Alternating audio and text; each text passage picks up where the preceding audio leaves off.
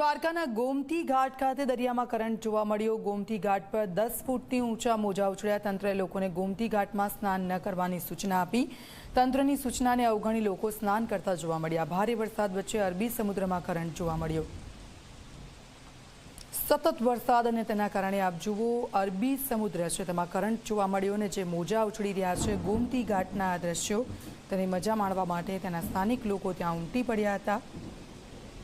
પરંતુ અહીંયા ઊભા રહેવું પણ એક જોખમરૂપ છે, કારણ કે આપ જુઓ સતત ઊંચા મોજા ઉછળી રહ્યા છે। જે 20 પગથિયા છે તે આખા પાણીમાં ગરકાવ છે અને આ દ્રશ્યો ગોમતી ઘાટ ખાતેના એક્સક્લુઝિવ અમે આપને બતાવી રહ્યા છે।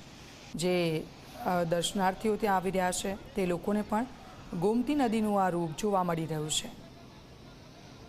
સાથે સાથે કેટલીક સૂચનાઓ પણ તેના લોકોને આપવામાં આવી છે। ગોમતી નદીથી દૂર રહેવા, સ્નાન ન કરવા માટેની સૂચનાઓ આપવામાં આવી છે।